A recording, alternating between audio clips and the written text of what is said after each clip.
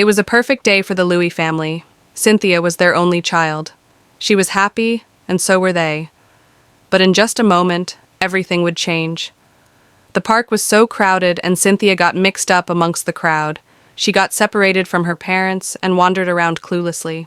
She meets Mrs. Daniel, a young woman who had just lost her daughter in a fire accident, and she was desperate for love. "I just found myself a daughter," Mrs. Daniel said to herself. She held little Cynthia, who had no idea of what was going on, and they both went home to Mrs. Daniel's house. Her parents searched everywhere, but little Cynthia was gone. Days turned into months, months into years. They never stopped looking, but hope began to fade. Cynthia, now called Annabelle, is now 6 years old, and Mrs. Daniel continues to care for her. She tried her best to give Annabelle everything she needed, but Annabelle still felt that something was missing, but could not remember what it was. Several years have passed and life was hard, but Annabelle never gave up on her dream of becoming a nurse. Even without enough food or proper clothes, she studied hard to achieve this dream of hers. Her hard work paid off. Annabelle was accepted into the university, and even Mrs. Daniel felt proud. After a few years, she graduated from school and became a nurse. She treated all her patients with love and care, regardless of their condition.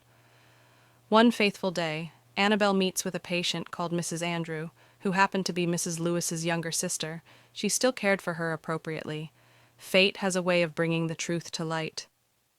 A simple birthmark on Annabelle's shoulder, one her parents had never forgotten, changed everything. Mrs. Andrew had seen this birthmark before, not just anywhere, but on her missing niece. Mrs. Andrew went home and discussed her findings with her sister. Mrs. Lewis's heart pounded as she listened to Mrs. Andrew's narration. She didn't want to get her hopes up, but she had to know if Annabelle was indeed her daughter. The next morning, Mrs. Lewis hurried down to the clinic where she meets Annabelle. Tears welled in her eyes. After all these years, could it really be her? She whispered to herself. She explained the situation to Annabelle, who was moved with compassion for the old woman, hence she agreed to do a DNA test. "At least let me clear this woman's doubts," she said to herself. The test confirmed it. Annabelle was their long-lost daughter. They finally found her. Their little girl is alive. Annabelle went back home dumbfounded. She had every reason to be angry at Mrs. Daniel, but she wasn't. Instead, she chose kindness. She accepted and forgave her. "You raised me," she said. "I will never forget that."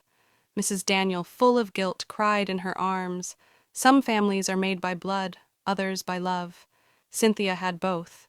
In the end, she forgave, she loved, and she found where she truly belonged.